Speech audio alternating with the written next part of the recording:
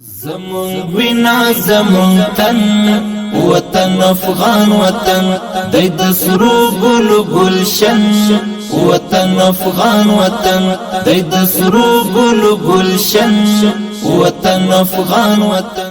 دلته موږ د عزیز په نامه کوڅه پنځمه ناحیه کې د دوه کوڅو د جوړولو چار روانې دي چې هر کوڅه چې د 330 متره اوږدوالی لري ټول سره 680 متره کېږي او زموږ سره په دې موسسه کې په دې کار په جریان کې تقریبا یو شل کسه د ورځې کار کوي، په هغو کې 9 کسه چې دي مسلکي دي او نور چې دي غیر مسلکي کارمندان په حیث باندې کار کوي. تر اوسه پورې 2 هفتې کېږي دا کار شروع شوی ده او کار تر اوسه پورې فقط کندنکاري شروع ده.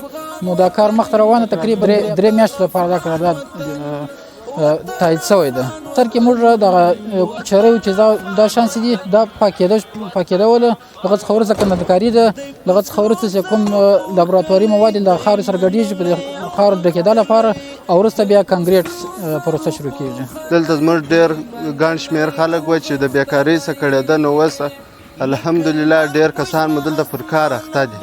نو بس په دې کار کې اوس فلحال کار کوم، نو موږ د دې ولس لپاره دغه لپاره خپل خدمت ورسې ته تیار یو. خوشحاله یو. په دې منطقه کې خو پر موږ باندې ډېرې دغه راغلي دي چې وروره د خټو د اوبو د چکړو سره ملویان کشیان ګرده په تکلیف وو.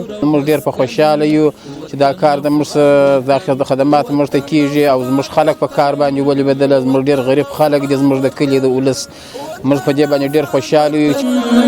وطن افغان وطن وطن افغان وطن زمون وینا زمون تن وطن افغان وطن د سرو